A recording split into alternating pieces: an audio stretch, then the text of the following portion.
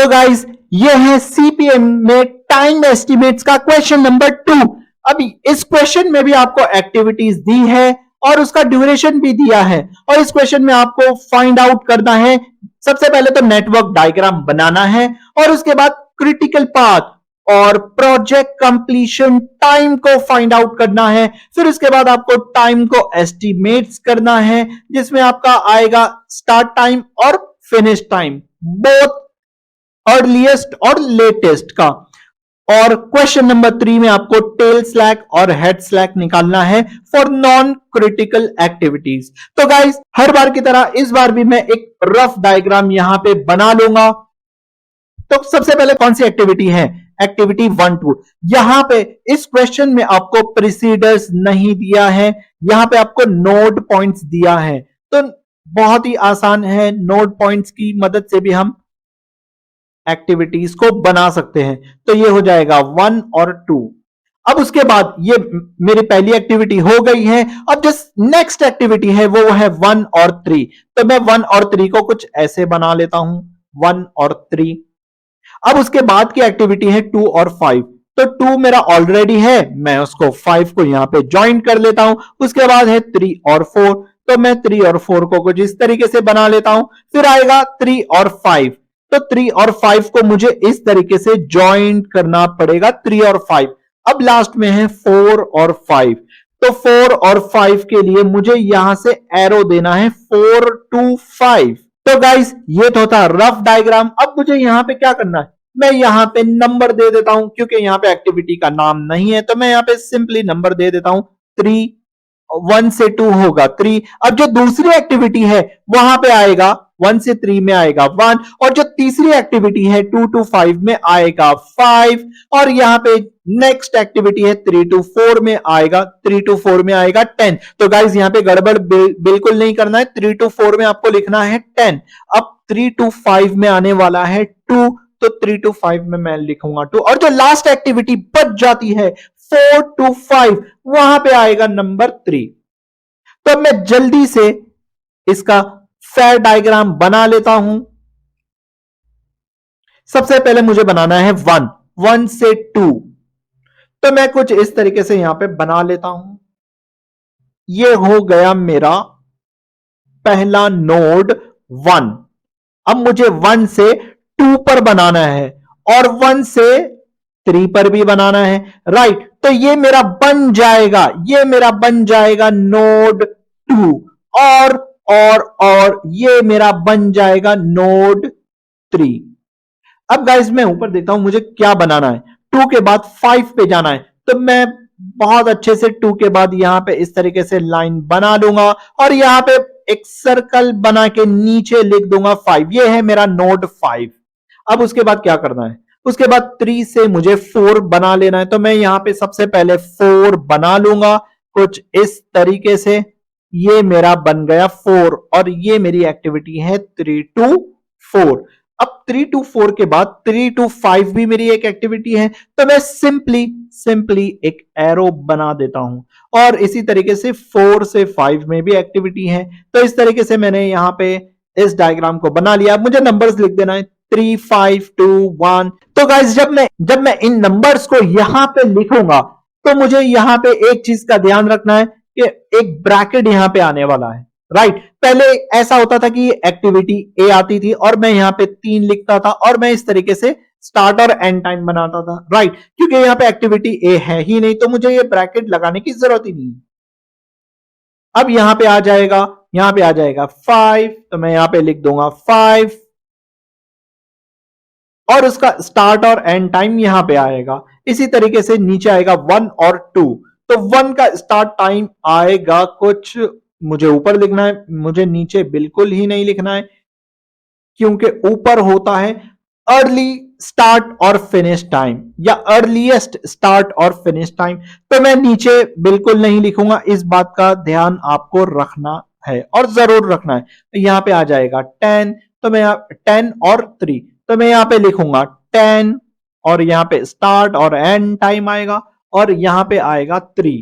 तो मैं उसको कुछ इस तरीके से लिखूंगा 3 का स्टार्ट टाइम और एंड टाइम।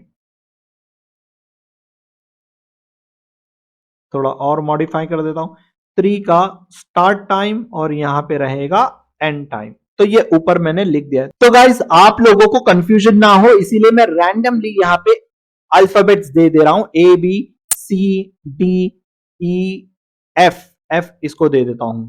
ओके, तो गाइस एक्टिविटी ए मान लो 3 दिन तक चलती है, लेकिन स्टार्ट कब होगी? 0 से 3 डेज तक, और एंड कब होगी? 3 डेज पे। इसी तरीके से एक्टिविटी बी स्टार्ट कब होगी?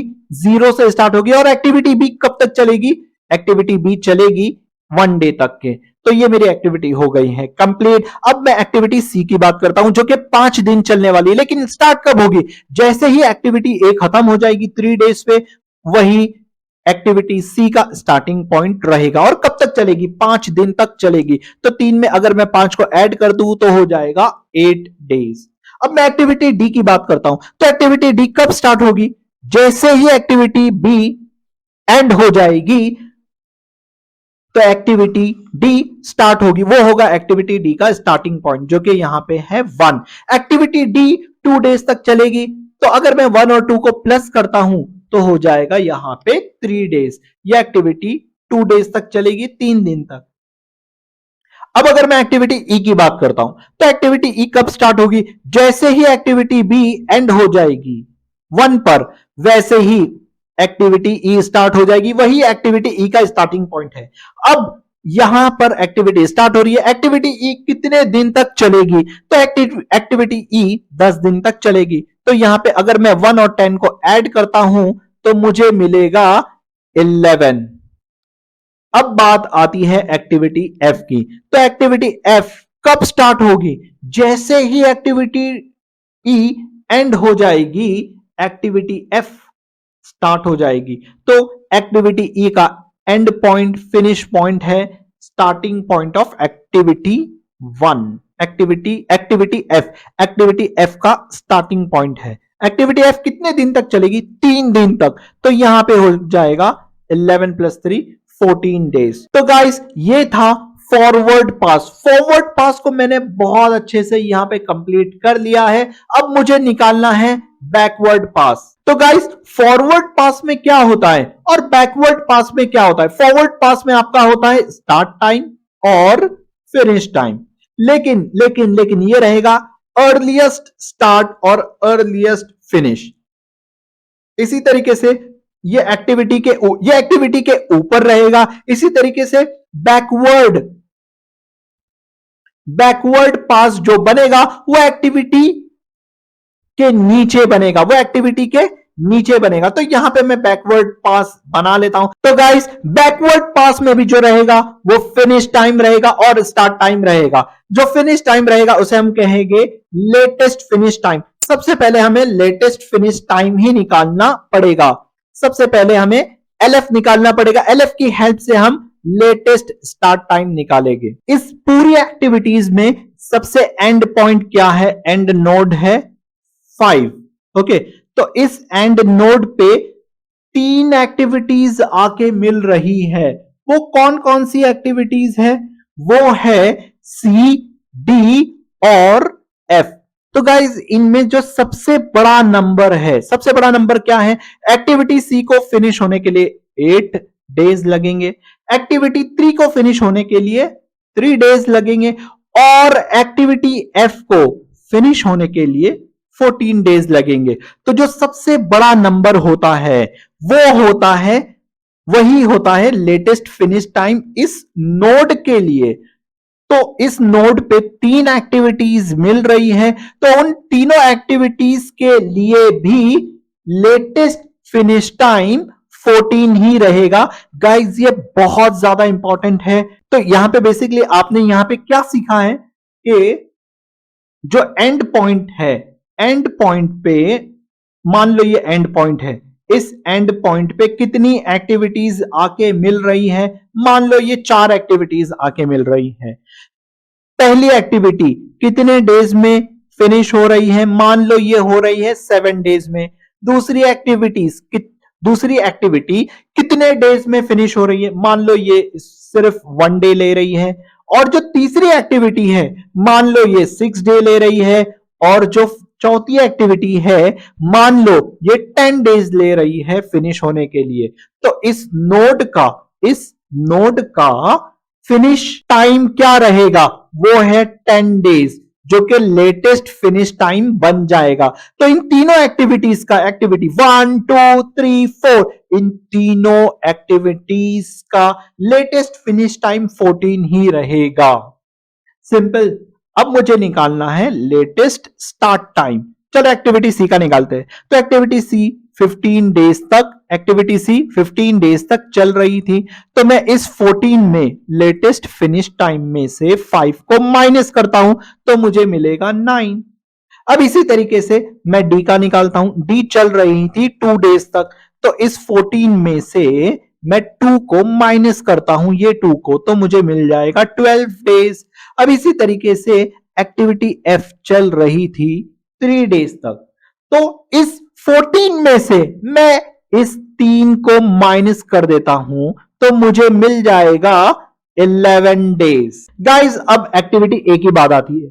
तो एक्टिविटी ए का नोड पॉइंट यानी एंड पॉइंट क्या है, 2, और 2 के लिए स्टार्ट है 9, 2 के लिए स्टार्ट है 9, तो 9 बन जाएगा एक्टिविटी ए का लेटेस्ट फिनिश टाइम। अब मुझे स्टार्ट टाइम निकालना है, तो बहुत आसान है। इस लेटेस्ट फिनिश टाइम मतलब 9 में से एक्टिविटी 3 का ड्यूरेशन माइनस करना है। याद रहे, इसको माइनस मत कर देना, इसे माइनस करना है।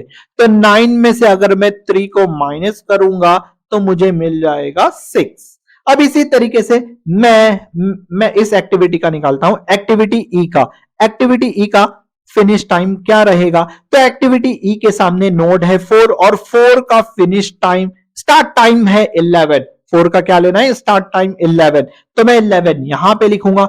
अब इस स्टार्ट टाइम में से मैं एक्टिविटी का ड्यूरेशन माइनस कर दूंगा, तो 11 माइनस 10 होता है 1, मैं यहां पे लिख दूंगा 1। अब मुझे निकालना है एक्टिविटी बी का, मुझे क्या निकालना है, एक्टिविटी बी का लेटेस्ट स्टार्ट और फिनिश टाइम। तो सबसे पहले मैं फिनिश टाइम निकालूंगा, लेकिन एक्टिविटी बी के सामने कौन सा नोड है, नोड 3।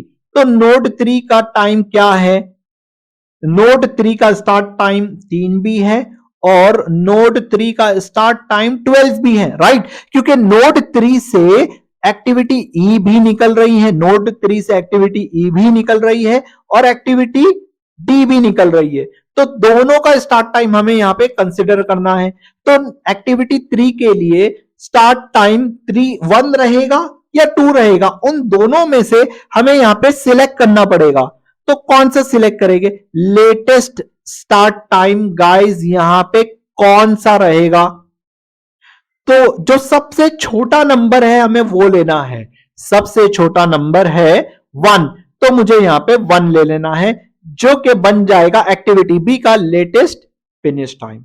अब मुझे क्या करना है, इस 1 में से मैं ड्यूरेशन को माइनस कर दूंगा, 1 माइनस 1 होता है 0, और मुझे यहां पे मिल गया 0। तो अब हम इस नोड को भी फिल कर लेते हैं। मैं ले लेता हूं कलर दूसरा, मैं कलर चेंज कर लेता हूं यहां पे। तो गाइस यहां पे स्टार्टिंग में तो मुझे 0 0 ही मिलेगा, राइट। अब अगर मैं इस 2 की बात करूं तो इस 2 में ऊपर वाला मैं लिखूंगा पहले, नीचे वाला मैं लिखूंगा बाद में, और इस 3 में ऊपर वाला 1 मैं लिखूंगा पहले, नीचे वाला नंबर मैं लिखूंगा बाद में। अब इस नोड की बात करते हैं। ओके नहीं, पहले मैं ये नोट कर लेता हूं। तो इस नोड में ऊपर वाला 11 मैं लिखूंगा पहले और नीचे वाला 11 मैं लिखूंगा बाद में। अब आती है नोड 5 की बारी। तो गाइज नोड 5 पे एक्टिविटी सी भी आ रही है, एक्टिविटी डी भी आ रही है और एक्टिविटी एफ भी आ रही है। तो गाइज इसमें जो सबसे बड़ा नंबर है, हमें वो लेना है। तो वो कौन सा है नंबर, वो है 14 वाला, राइट। तो ऊपर वाला मैं लिखूंगा यहां पे और नीचे वाला मैं लिखूंगा यहां पे। तो गाइस नेटवर्क डायग्राम को हमने यहां पे सक्सेसफुली बना लिया है और उसी के साथ हमने उसके ईएसटीज मतलब टाइम एस्टिमेट्स को भी कैलकुलेट कर लिया है। अब मैं यहां पे क्रिटिकल पाथ लिखता हूं। तो जो क्रिटिकल पाथ होता है वो सबसे बड़ा नंबर होता है, सबसे बड़ा नंबर। तो सबसे पहले मैं यहां पे देख लेता हूं ऊपर क्रिटिकल पाथ के लिए मुझे यहां पे 3 पाथ अवेलेबल है। जो सबसे पहला पाथ है, क्योंकि एंड एक्टिविटी 5 है तो मैं 5 पे रुक जाऊंगा। तो यहां पे सबसे पहले 8 डेज होता है फर्स्ट पार्ट में, फर्स्ट पाथ में। अगर मैं सेकंड पाथ की बात करूं तो मुझे मिलते हैं 3 डेज, और थर्ड पार्ट जो थर्ड पाथ जो कि होता है 1 3 4 5, तो मुझे मिलते हैं 1 + 5 + 3 14 डेज। तो गाइस जो थर्ड पाथ है वो है मेरी क्रिटिकल एक्टिविटी, जिसमें मैं लिखूंगा 1 3 4 और 5। तो मैं जल्दी से यहां पे लिख देता हूं critical critical act critical activities ने क्रिटिकल पाथ, तो उसके अंदर जो एक्टिविटीज रहेगी वो ऑटोमेटिकली क्रिटिकल एक्टिविटीज ही रहेगी। 1 3 4 5 1 3 4 5, जिसे टोटल डेज लगते हैं 14 डेज। तो यही 14 डेज मेरा रहेगा, यही 14 डेज मेरा रहेगा प्रोजेक्ट कंप्लीशन टाइम। तो मैं लिख दूंगा simply project completion time equals to 14 days. तो गाइस क्वेश्चन नंबर ए का मैंने आंसर निकाल लिया है। अब मुझे क्वेश्चन नंबर बी का आंसर निकालना है। तो क्वेश्चन नंबर बी के आंसर निकालने के लिए मुझे इस टेबल को दोबारा ड्रॉ करना पड़ेगा। तो गाइस जल्दी से मैं इसे ड्रॉ कर लेता हूं।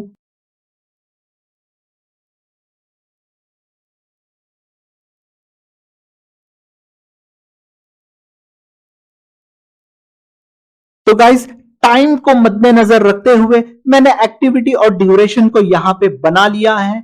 अब मुझे क्या निकालना है, मुझे ये स्टार्ट और फिनिश टाइम निकालना है। तो मैं यहां पे लिखूंगा स्टार्ट टाइम जो है ई का, और यहां पे लिखूंगा फिनिश टाइम जो कि है ई का। इसी तरीके से मुझे स्टार्ट टाइम और फिनिश टाइम निकालना है एल का, और मैं यहां पे लिखूंगा फिनिश टाइम एल का।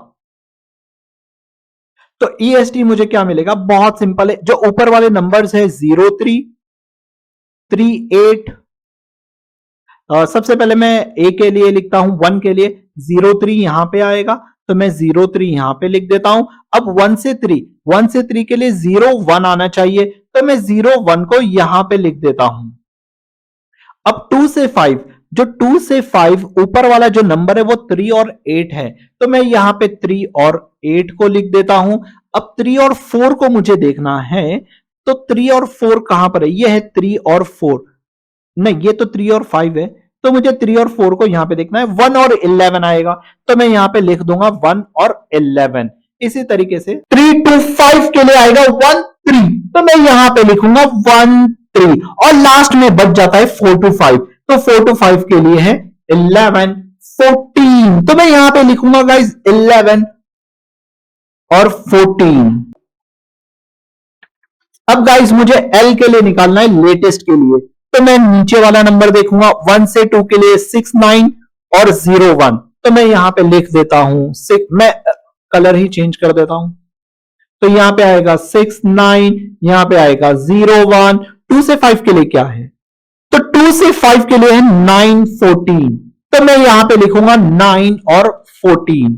3 से 4 के लिए क्या है, यहां पे 3 से 4 के लिए है 1 और 11, तो मैं यहां पे लिखूंगा 1 और यहां पे लिखूंगा 11।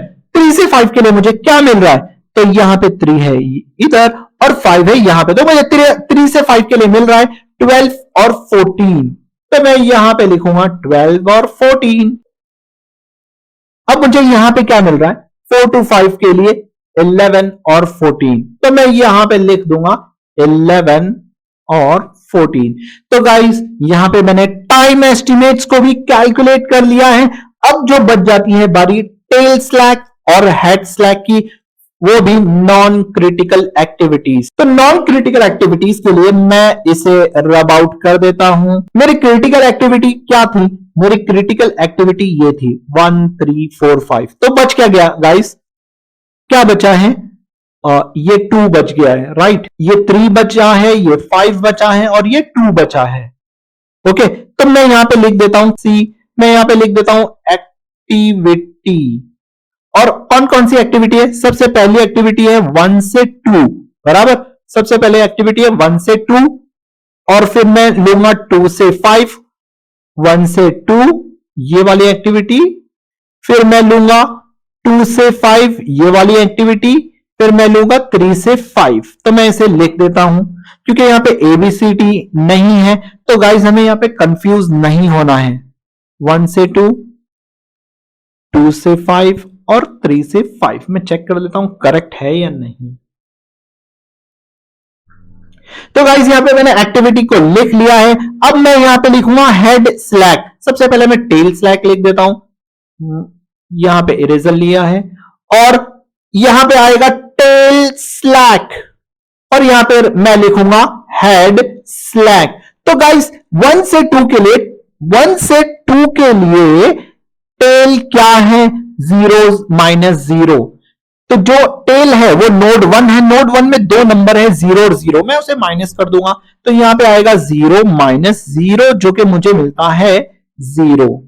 अब 1 से 2 के लिए हेड स्लैक क्या है, तो हेड रहेगा नोड 2 जो मैं लिखूंगा 3 और 9, 9 और 3 को मैं माइनस कर दूंगा तो यहां पे आएगा 9 माइनस 3 6। अब उसी तरीके से एक्टिविटी 2 से 5, तो 2 से 5 के लिए टेल है 2 नोड 2, टेल है नोड 2 जिसके नंबर है 9 और 3, तो मैं यहां पे 9 और 3 को लिख देता हूं। 9 और 3 को मैं माइनस करूंगा तो हो जाएगा 6। गाइस यहां पे बड़ा नंबर माइनस छोटा नंबर करना है और इसमें जो हेड रहेगा वो रहेगा नोड 5, तो नोड 5 में 14 माइनस 14 लिख देना है जो कि मुझे मिलेगा 0। ओके, यहां पे थोड़ा सा ज्यादा जज्बाती हो गया मैं, 0 अब करेक्ट है। अब 3 से 5 गाइस, 3 से 5 जो टेल मुझे मिलेगा वो है नोड 3 जिसमें नंबर है 1 माइनस 1 और जो हेड मिलेगा वो है नोड 5 जिसमें मिलेगा 14 माइनस 14। तो मैं यहां पे लिखता हूं 1 माइनस 1 इक्वल्स टू 0 और 14 माइनस 14 इक्वल्स टू 0। तो गाइज इस क्वेश्चन को भी मैंने सक्सेसफुली इस क्वेश्चन को भी हमने सक्सेसफुली कंप्लीट कर लिया है। अब मिलते हैं नेक्स्ट क्वेश्चन में।